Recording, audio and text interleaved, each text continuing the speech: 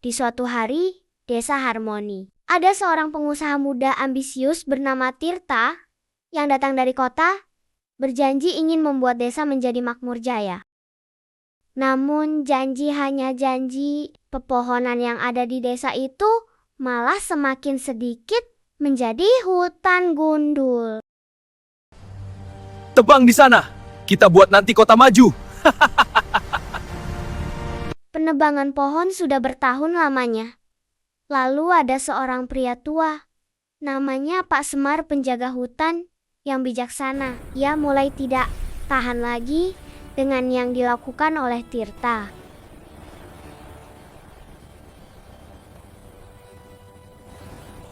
Hentikan! Pohon-pohon ini adalah sumpah agung. Akarnya memegang air, memegang nyawa kita. Tirta yang angkuh tidak menghiraukan. Ia beralasan yang ia lakukan untuk kepentingan umum, bukan pribadinya. Jangan drama, Pak Tua. Kita butuh kemajuan. Alam akan mengerti kita. Kita akan jadi kota jaya.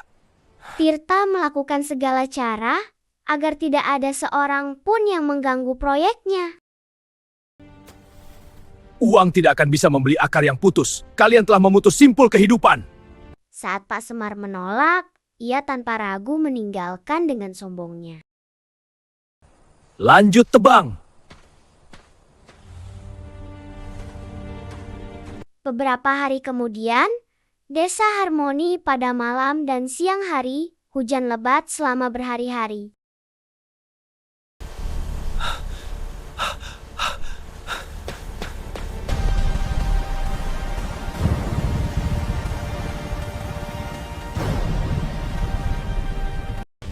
Hujan datang, hujan terpanjang, dan gunung itu pun mulai menangis.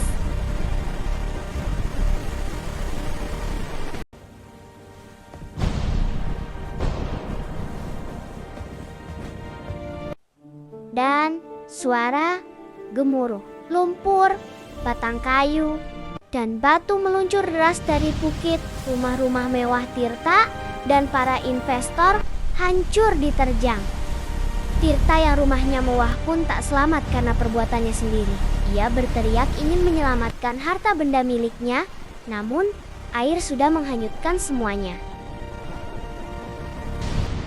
Ini air dan lumpur. Sudah kita dikhianati oleh tanah kita sendiri. Desa Harmoni dikhianati oleh janjinya sendiri, jaya janjinya. Namun, kenyataan hanya segelintir yang merasakan. Pagi hari, banjir mulai surut. Reruntuhan di mana-mana. Tirta berdiri di tengah puing, benar-benar hancur.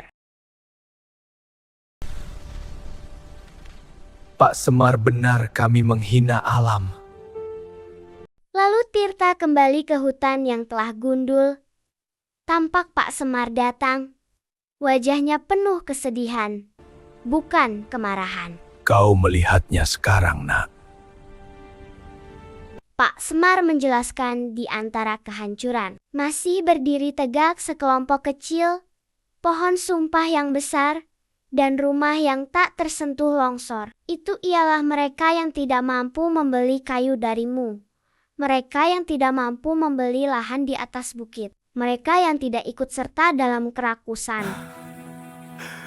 Pak Semar, apa yang saya harus lakukan? Pak Semar menjawab dengan memberi saran yang bijaksana penuh kelembutan. Banjir itu air mata gunung. Kalian harus tinggal dan menanam kembali pohon. Bukan untuk mengambil kayu, tapi untuk meminta maaf dan perbaiki sumpah kalian. Kota Harmoni belajar sebuah kebenaran pahit. Alam tidak membalas dendam. Ia hanya menuntut janji yang diabaikan. Kehancuran bukanlah hukuman buta, melainkan cermin atas kerakusan kita sendiri. Di tengah puing, tersisa satu harapan yang diselamatkan bukan oleh beton, melainkan oleh akar yang jujur. Akar yang dihormati oleh mereka yang hidup dalam kesederhanaan.